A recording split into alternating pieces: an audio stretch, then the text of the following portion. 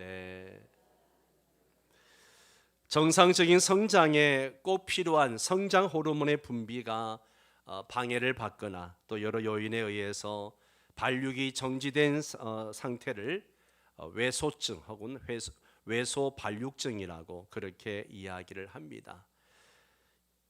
외소 발육증은 본인에게도 고통이지만 주변 사람에게도 안타까움을 줍니다.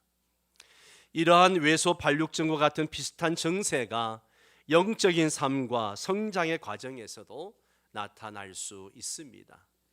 외소 발육증을 유발시키며 우리 영적 성장을 방해하는 장애물이 있는데 그것은 바로 죄라고 하는 것이죠. 죄는 우리의 영적 성장을 방해하고 하나님과의 관계를 단절시키고 또 하나님과 멀어지게 하는 그런 역할을 합니다. 예수를 믿고 하나님의 자녀가 된 성도는 하나님과의 교제 가운데 새로운 삶을 살아갑니다. 그런데 하나님과의 관계를 우선시하면서 영적 성장을 추구할 때 죄는 우리의 영적 성장을 가로막고 하나님과의 관계에 갈등을 유발하고 하나님과 멀어지게 만드는 거죠. 예수 믿고 새로운 삶을 살면서 이제는 죄와 씨름하지 않아도 되겠구나 그렇게 생각을 하고 살아가는데 하나님의 자녀된 이후에도 죄는 여전히 우리의 육을 지배하고 우리로 하여금 죄를 짓게 만들고 우리를 괴롭게 만드는 거죠. 분명히 나의 죄를 위해 십자가에 죽으신 예수님을 내 마음에 영접할 때는 죄 문제는 끝났다라고 생각했는데 우린 여전히 일상에서 죄를 짓고 살아갑니다. 그렇다면 죄의 문제가 해결되었다는 의미는 무엇이고 우리가 일상에서 경험하는 죄에 대한 갈등은 무엇일까? 하나님과의 교제를 방해하며 영적 성장을 가로막는 것들은 의외로 많습니다. 그런데 그 중에 가장 주의해야 할 것은 바로 죄입니다. 여러분은 죄를 어떻게 극복하고 있습니까? 사도 요한은 오늘 본문에서 이 문제를 다루면서 우리에게 해결책을 제시해 주고 있습니다. 이 해결책에 대해서는 다음 주에 조금 더 같이 나누도록 하겠습니다. 먼저 생각해 볼 것은 하나님은 죄를 용납하실 수가 없다라고 하는 것이죠. 하나님은 죄를 용납하실 수가 없어요. 사도 요한은 우리가 빛 가운데 있어야 하는 이유를 예수님께서 우리에게 말씀하셨기 때문이다 라고 말합니다. 5절에 보면 우리가 그에게서 듣고 너희에게 전하는 소식은 이것이니 그랬습니다.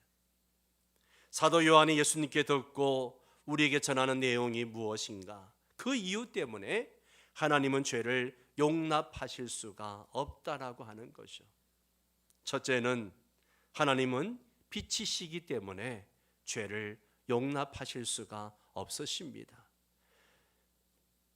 5절 중간에 보십시오. 곧 하나님은 빛이시라 그랬습니다. 하나님은 빛이시라. 여러분, 성경에서 빛이 의미하는 게 뭡니까? 빛은 하나님의 창조 능력을 말하는 거잖아요. 하나님의 아들 예수 그리스도를 가르쳐서 빛이라 그렇게 말씀하셨습니다. 생명과 하나님의 말씀을 또 빛이라고 이야기합니다. 구원을 의미하기도 하고 하나님의 영광을 의미하기도 합니다. 이 모든 것이 빛이 의미하는 것이죠. 하나님은 빛이시기 때문에 우리는 빛 가운데 행해야 합니다. 아멘. 빛 가운데 살아야 돼요. 두 번째는 하나님에게는 어둠이 없으시기 때문입니다. 우리 하나님에게는 어둠이 없으시기 때문에 5절 하반절에 보세요. 그에게는 어둠이 조금도 없으시다는 것이니라 그랬습니다. 하나님은 빛이시기 때문에 어둠을 용납하지 못하십니다. 그에게는 어둠이 조금도 없으십니다. 빛과 어둠은 선과 악, 진리와 거짓, 생명과 죽음, 그리고 의와 죄를 의미하는 거죠. 하나님은 자신의 도덕적 성품과 일관성을 이룹니다. 하나님은 의로우십니다. 깨끗하신 분이십니다. 하나님에게는 죄가 없으십니다. 우리가 영적 성숙을 이루기 위해서는 이러한 하나님과 친밀한 교제를 가져야 하는데, 이 교제를 자꾸 방해하고 하나님과 멀어지게 만드는 게 바로 죄라고 하는 것입니다. 두 번째로 생각해 볼 것은 하나님과의 교제를 방해하는 죄에 대해서 함께 생각해 보려고 합니다.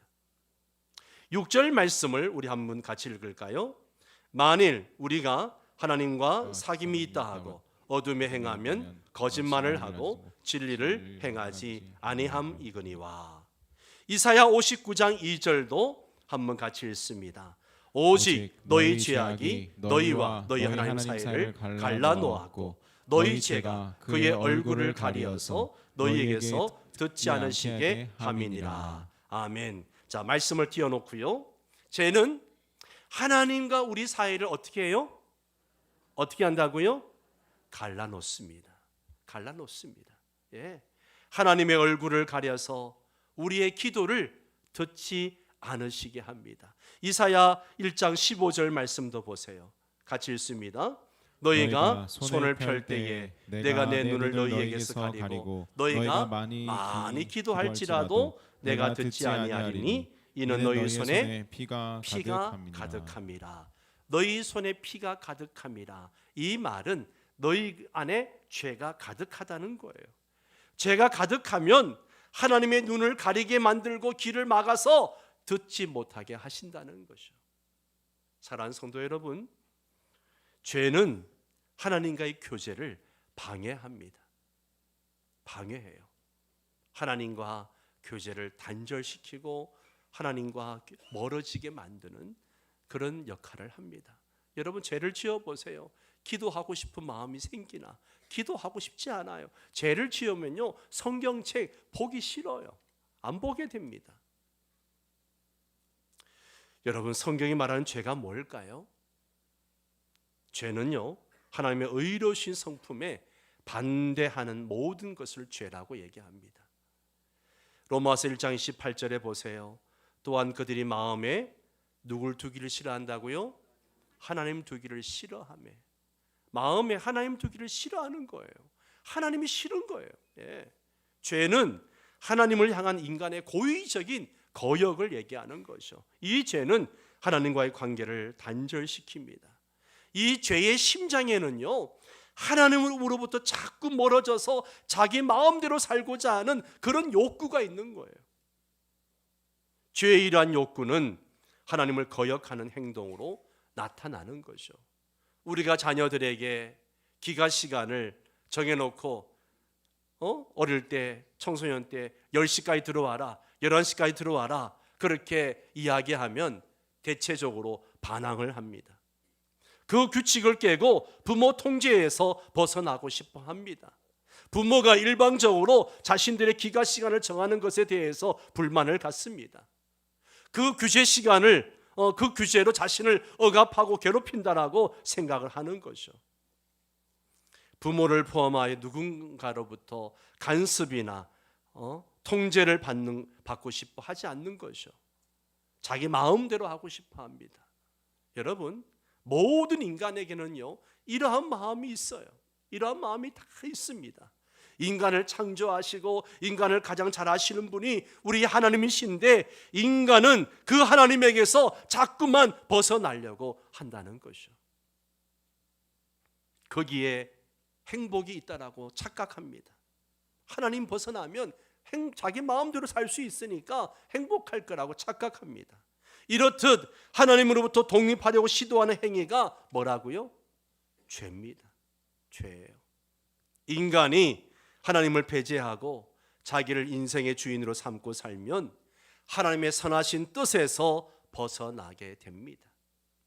동물과도 다를 바 없이 그저 육적인 본능에 따라 살아가기 때문입니다. 하나님의 통치 안에서의 참된 자유가 아닌 하나님의 통제를 벗어난 방종은 인간을 죄악된 삶으로 이끌어 갑니다. 일반적으로 죄에 대해서 세 가지를 말하는데요. 첫째는 죄는 빚이라는 거예요. 죄가 뭐라고요? 빚이에요. 빚은 하나님이 인간에게 주신 도덕적 의무를 지키지 못한 상태를 얘기하는 것이죠. 마태복음 6장 12절 말씀을 보세요. 같이 읽습니다. 우리가 우리에게 죄 지은 자를 사하여 준 것 같이 우리 죄를 사하여 주시옵고. 우리 죄, 데빗, 빚을 얘기하는 거예요. 만물의 창조주이신 하나님은 피조물에 대해서 권위를 가지고 계십니다. 창조주이신 하나님에게는 피조물에게 이 책임을 부여할 수 있는 고유한 권한이 있어요. 너는 이렇게 살아라, 이렇게 해라, 그렇게 명령할 수 있는 권한이 하나님에게 있습니다. 하나님이 최고의 권위자이기 때문에 그렇습니다. 하나님이 우리에게 책임을 부과하셨는데 그 주어진 책임을 우리가 이행하지 못했을 때 우리는 하나님께 뭐한 자가 됩니까? 빚진 자가 되는 거예요. 빚진 자가 되는 거예요. 하나님은 죄가 없는 상태, 곧 도덕적으로 완전한 상태를 우리에게 요구하십니다. 그리하여 도덕적 의무를 부과하셨습니다. 의롭게 살라고 명령하셨습니다. 그러나 우리는 불완전한 상태로 전락해 버렸습니다. 완전해지는 것이 우리 스스로의 능력으로는 불가능하게 되었습니다. 우리는 죄에 대하여 우리 스스로 해결할 수 없는 그런 빚을 지고 말았어요. 갚을 수 없는 빚을 지고 말았습니다. 여러분, 우리 중에 이 죄 문제 해결할 수 있는 능력이 있는 사람 있습니까? 없습니다. 우린 다 빚을 진 사람들이에요. 하나님께 진 죄의 빚에 대하여 우리는 스스로 갚을 수 있는 가능성은요, 제로입니다. 두 번째, 죄는 반목입니다. 반목. 창조주 하나님과의 관계가 단절된 상태를 얘기하는 거죠. 로마서 5장 12절 말씀 보세요. 그러므로 한 사람으로 말미암아 죄가 세상에 들어오고 죄로 말미암아 사망이 들어왔나니 이와 같이 모든 사람이 죄를 지었으므로 사망이 모든 사람에게 이르렀느니라. 인간은 하나님을 대적하려는 타락한 본성을 가지고 태어납니다. 이것이 원죄이죠. 원죄는 우리의 본성 안에 존재하는 죄의 성향들을 얘기하는 거예요. 배운 적도 없는데 우리 아이가 거짓말을 합니다. 부모는 깜짝 놀라죠. 배운 적도 없는데 거짓말을 합니다. 본능적으로 다른 사람 탓을 합니다. 다른 사람보다는 나의 이익을 우선하며 그리고 그것을 위해서 수단 방법을 가리지 않습니다. 우리 안에 죄의 성향이 있기 때문에 이 죄의 성향이 나를 죄짓게 만드는 거죠. 타락한 본성을 지닌 인간은 하나님의 통치를 거부합니다. 우리가 하나님께 죄를 지을 때 이 죄로 인해서 하나님과의 이 관계가 가로막히게 되는 거죠. 그로 인해서 하나님과 우리의 관계가 소원해지는 거죠. 화해가 필요합니다. 죄는 인간에게도 영향을 끼칩니다. 부부간의 죄를 지어보세요. 부부간의 관계가 소원해지는 거죠. 사람들과의 관계도 마찬가지예요. 죄를 지으면 관계가 멀어집니다. 그래서 인간관계 역시 화해가 필요한 거죠. 세 번째, 죄는요, 하나님께 대한 범죄입니다. 하나님의 기준과 거룩하심과 율법을 거스리는 범죄 행위죠. 요한일서 3장 4절 말씀 함께 읽습니다. 시작. 죄를 짓는 자마다 불법을 행하나니 죄는 불법이니라. 죄가 뭐라고요? 불법. 헬라어로 아노미아라고 하는데요. 이 헬라어에서 아노미아라고 이해할 때 합성어인데 안은 아니다, 놈은 법을 얘기하는 거예요. 이야. 죄는 항상 여러분 복수형입니다. 죄는 단수가 아니에요. 항상 복수입니다. 무슨 뜻이에요? 법이 없다는 거예요. 무법이라는 것이죠. 나에게는 법이 없다, 신호등이 있어도 나는 무시한다, 이런 것과 같은 거예요. 하나님이 성경을 통해 주신 기준을 그냥 무시하는 거예요.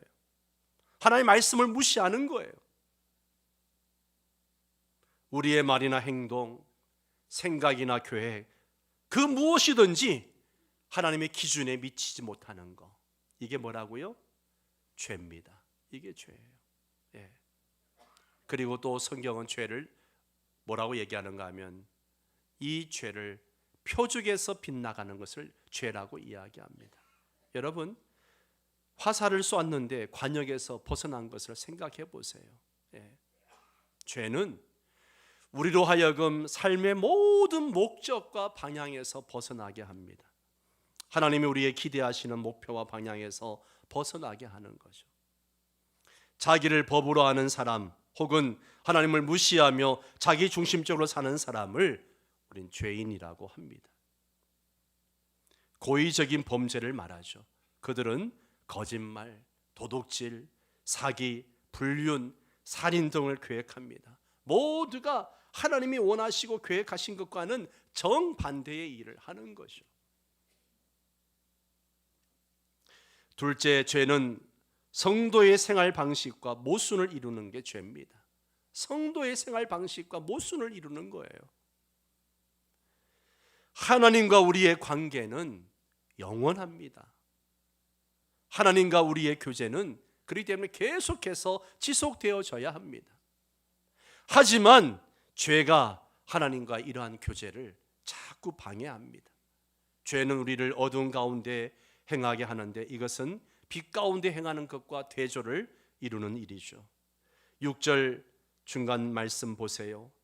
거짓말을 하고 진리를 행하지 아니함 이거니와 그랬습니다. 예. 우리가 죄 가운데 있으면서 하나님과 교제를 하고 있다고 주장하는 것 옳지 않습니다. 여전히 죄의 사슬을 끊지 못하고 있는데 하나님과 교제하고 있다. 이것은 옳지 않다는 거죠. 하나님과 사귐이 있다고 말하면서 어둠에 행하고 하나님과 교제한다고 하면서 죄를 의도적으로 허용하는 것, 이것은 정말 모순된 삶이라는 거죠. 이 8절에 어둠 가운데 행한다, 이 말의 의미는요, 습관적으로 죄를 짓는다는 것을 의미하는 거예요. 어둠 가운데 행한다, 습관적으로 죄를 짓는 거예요. 예. 빛 가운데 나오려고 하지 않는 거죠. 예. 여러분, 그리스도인의 삶은요, 죄가 전혀 없는 삶이 아니라 죄와 싸워 나가는 삶이며 빛 가운데 성장하는 삶이 그리스도인의 삶이에요. 아멘입니까? 예. 죄가 없는 삶이 아니에요. 죄가 있지만 그 죄와 뭐 해야 됩니까? 싸워야 돼요. 싸워야 돼요. 그리고 빛 가운데 성장해 가는 것이 그리스도인의 삶이에요. 그런데 죄를 범하고 그 죄를 다루지도 않고 빛이신 하나님의 속성에 거스르는 행동을 계속하는 것은 어둠 가운데 계속 머물고자 하는 행위라고 하는 것이죠. 이것은 하나님과 상관없는 삶을 사는 것입니다. 하나님과 사귐이 있는 자의 모습이라 할 수 없습니다. 이 주장에 대한 결론이 뭡니까? 거짓말을 하고 진리를 행하지 아니하는 것이다. 예. 하나님께 속하지 않은 행위는 죄이고 그것은 어둠의 영역입니다. 어둠 속에 행하는 것은 어둠이 조금도 없으신 하나님과는 완전히 반대되는 삶을 사는 것을 말합니다. 어둠에 있으면서 진리를 행하지 아니하는 것은 죄입니다. 죄는 항상 하나님과 우리 사이를 갈라놓으려고 하는 것이죠. 그러므로 어둠 속에 있으면서도 하나님과 사귐이 있다고 주장하는 거 거짓말입니다. 하나님과 대립하는 방식으로 사는 삶은 진리를 따르는 삶이 아니에요. 죄는 언제나 우리를 어둠으로 이끌고 그 어둠은 우리 하나님과 우리 사이를 갈라놓지만 결국 그 모든 것은요, 빛이신 하나님 앞에 다 드러나게 되어져 있습니다. 어두운 가운데 죄를 행한다 할지라도 감춰지는 게 아니라 결국 빛이신 하나님 앞에 다 낱낱이 드러나게 되는 겁니다. 성도 여러분, 지난 한 주간 여러분의 삶을 돌아보십시오. 빛 가운데 살았습니까? 아니면 어두운 가운데 살았습니까?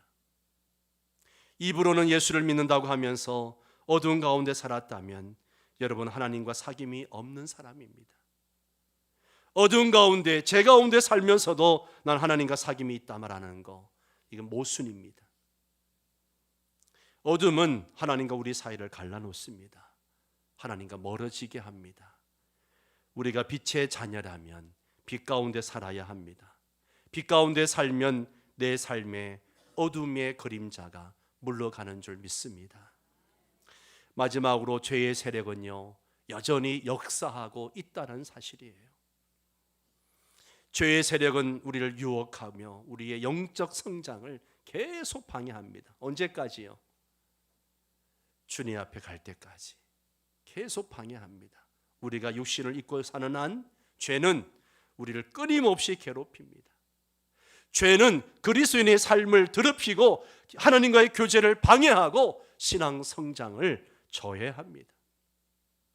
육을 입고 있는 동안 죄는 지속적으로 우리를 유혹합니다. 따라서 매일 우리의 육을 십자가에 못 박으며 유혹을 극복하며 죄와 싸우고 죄의 세력에 굴복하지 말아야 합니다.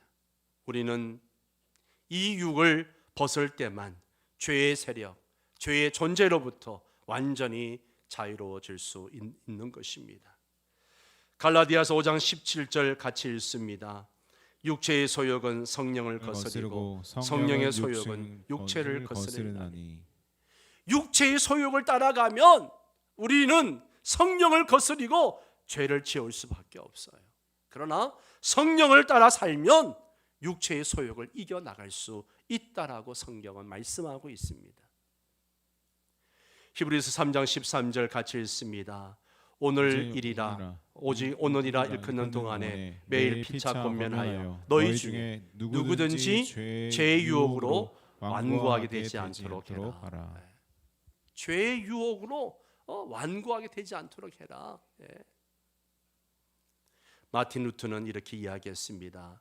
죄와 싸운다는 것은 마귀와 세상 그리고 나 자신과 싸우는 것입니다. 자기 자신과의 싸움은 가장 치열하고도 어떤 싸움이라고요? 힘든 싸움이다. 종교개혁가 마틴 루터도 얼마나 자기 안에 죄 문제 가지고 고통스러워했는지 몰라요. 우리의 영적 성장의 방해물인 죄를 해결하는 것에 대해서는 다음 주에 조금 더 나누도록 하겠습니다.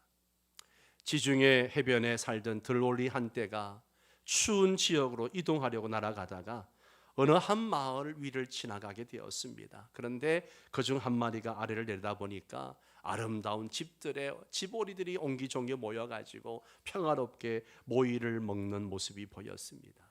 들오리는 그 모습을 너무 부럽다고 생각하고 있는데 그 생각을 하는 순간 갑자기 날개 쪽지가 아파오는 것처럼 느껴졌습니다. 잠시 쉬어가려는 생각으로 홀로 집오리 집에 있는 집들에 내려앉았습니다. 들오리는 집오리들의 융숭한 대접을 받으며 신나게 먹고 놀고 지냈습니다. 그런데 문득 이래서는 안 되지 하는 생각이 들었습니다. 그래서 다시 날아오려고 날개를 퍼덕거렸지만 그동안 살이 쪄서 날 수가 없었습니다. 내일 날아가지 뭐. 들오리는 내일 하면서 많은 날을 집에서 보내게 되었습니다. 그렇게 몇 달이 지났습니다. 어느 날 하늘에 들오리 떼들이 아름다운 술을 놓으며 날아가고 있었습니다. 정신이 번쩍 난 들오리는 다시 한번 날아오르려고 했지만 영영 날아오를 수가 없었습니다. 덴마크 철학자 키에르 케고로의 들오리 이야기에 나오는 이야기죠. 여러분, 죄는요 우리의 비상을 방해합니다. 죄에 안주하지 마십시오. 죄와 타협하지 마십시오. 죄의 자리를 틀고 일어나 비상하십시오. 지금 여러분의 영적 성장을 방해하는 것이 무엇입니까? 무엇 때문에 성장하지 못하고 그렇게 힘들어 하십니까? 이 시간 여러분의 영적 성장을 방해하는 죄의 세력을 십자가 능력으로 물리치시기를 바랍니다. 그리고 다시 일어나 비상하는 하나님의 영광을 나타내는 그런 성도 여러분 되시기를 바랍니다. 다 함께 일어나셔서 함께 찬양하며 기도하도록 하겠습니다.